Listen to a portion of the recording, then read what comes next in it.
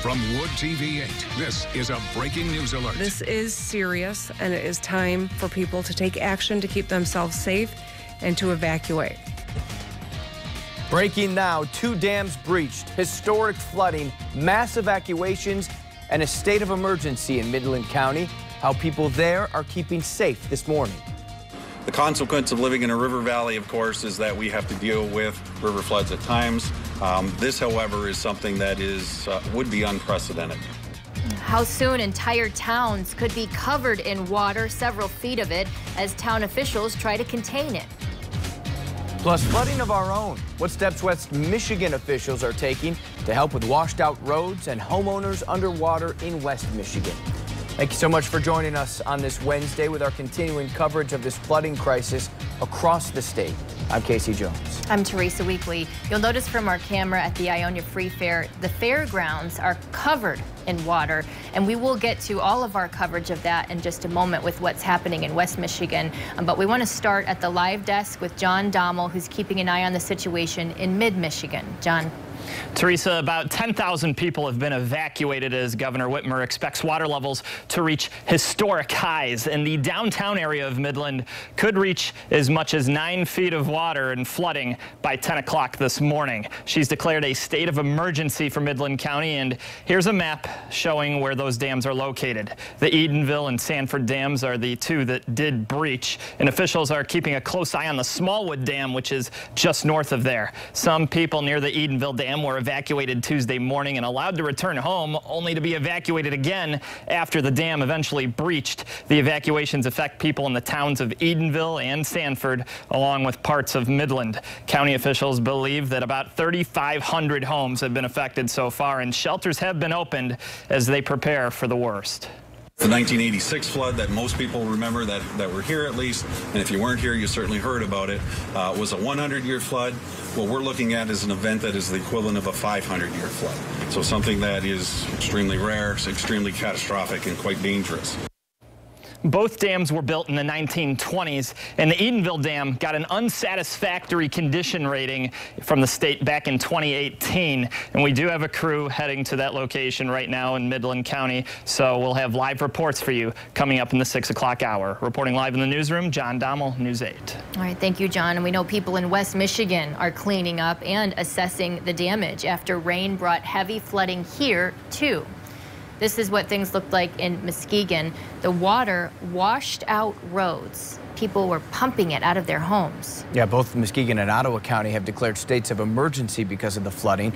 And Stanley Steamer of Muskegon told us they got about 30 calls about basements underwater from people in the area. A woman who's lived in Fruitport for almost 30 years told us it's unlike anything she's ever seen. Our barn is flooded. Our basement is flooded. We've been sucking up water. We had to go out and buy a pump, which is hard to find here in Muskegon right now. It's just unreal how much water, and everybody's pumping water. Consecutive days of heavy rain has been the problem, so let's get a check of that Storm Team 8 forecast with Terry DeBoer.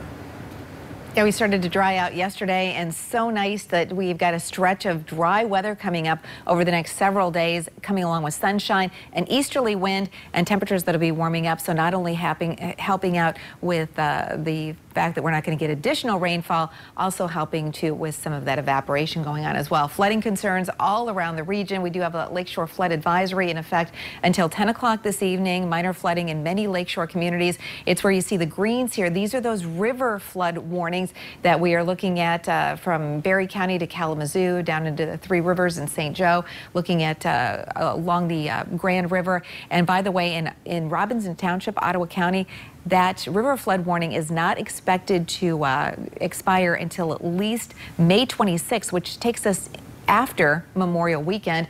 And in the Muskegon area, the Muskegon River at Bridgeton also looking at May 26 as the expiration time for the flood warning. Bottom line here, at least we're going to see some dry weather for the next couple of days. Great visibility this morning. And as you can see, we've got temperatures outside in the 50s. So you probably want a light jacket or sweatshirt this morning. I'd take those sunglasses along as well. We will see afternoon sunshine with daytime highs around 70. Even warmer weather builds for the holiday weekend. We'll preview the numbers coming up at 5:45. But first, Tom, lots of of issues out there on area roads. Yeah, not just dealing with flooding throughout West Michigan, but also some construction projects that could slow folks down as they start to continue to go back to work. Single lane closures here in Kalamazoo along westbound and eastbound I-94 between Sprinkle and Portage Road. Right now, those scheduled to run through the 22nd of May. Usually some of those get pulled back for the holiday weekend and will likely return after that. In Ottawa County right now, single lane closures eastbound I-196 between Ottigan and Business Loop 196. That runs through the 20th, which is today. And then obviously single lane closure here along westbound Ford Freeway. Same area, but that one runs through the 22nd. I'll have another update in about 15. Casey? Thank you, Tom. 5:35. The flooding has become the second crisis now our state deals with as we continue to battle COVID-19. There's been no decision yet in the legislature's case against Governor Whitmer, but this morning we know the Court of Claims has sided with the governor in the citizens' case, seeking preliminary injunction to her executive orders. The court's denial says the Emergency Management Act and Emergency Powers of Governor Act give that office broad power, and that history will determine whether Governor Whitmer is using that authority, quote, judiciously. This, however, is not the final say and does not close the case. Farmers who are struggling because of the COVID-19 pandemic will soon get help from the federal government. The U.S. Department of Agriculture will give up to $16 billion in direct payments to farmers and ranchers across the country.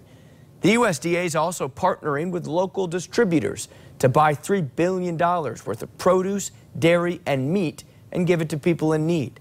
The department will start taking applications from agricultural workers who suffered losses next Tuesday. There are several agricultural and food jobs open here in Michigan, in large part because of COVID-19. State officials say that they are working to fill them fast. The State Department of Agriculture is teaming up with the Labor Department and with Michigan Works. They say that more than 800,000 people are registered in the state job portal. They're asking people who have open positions to post those to the portal. Michigan Works says it'll help attract, train, and keep those workers. If you still haven't received your stimulus check from the federal government, this is what experts say you should do. They think online is the best place to start, going to the IRS website to update your information and check on the status of your check. You can also call. That could take a while. One financial expert told our affiliate in Detroit the IRS can only send 5 million checks a week, so deliveries will go into late September. All of the stay-home orders across the country sent new construction, home construction, to its lowest level in 5 years. That's according to the numbers from last month from the Commerce Department. They show groundbreakings dropped by more than 30% to a seasonally adjusted yearly rate of 891,000. Commerce officials think that will continue because building permits for new homes are also down more than 20%. Another major event may not happen, certainly not when it was supposed to because of COVID-19. This time it's the Oscars. According to Variety, the event could change from the original February 28th date. Now, members of the Academy of Motion Pictures, Arts, and Sciences already changed the rules because of the virus. For example, movies that went straight to streaming can compete for Best Picture if they were supposed to go to theaters. They have not commented on the awards show for next year. Researchers at Western Michigan University are taking a closer look at the impacts of COVID-19. The university has awarded more than $31,000 in grants to 5 different projects. They'll look at the response from religious organizations, how survivors are functioning long-term, and how online learning could affect higher education standards. There's another study comparing decisions made by each state. The research can be done remotely, and they'll be getting some help from grad students. Let's keep you updated this morning on our state's numbers of the virus. Tuesday, we saw the number of deaths in Michigan top 5,000. There are more than 52,000 confirmed cases. 5,017 people have died from COVID-19, and as of last Friday, more than 28,000 had recovered. Across the country, Johns Hopkins University shows nearly 92,000 people have died. More than 289,000 have recovered. And we'll be watching this line closely over the next few weeks as states continue to reopen. Right now, there are more than 1.5 million cases of COVID-19 across the U.S.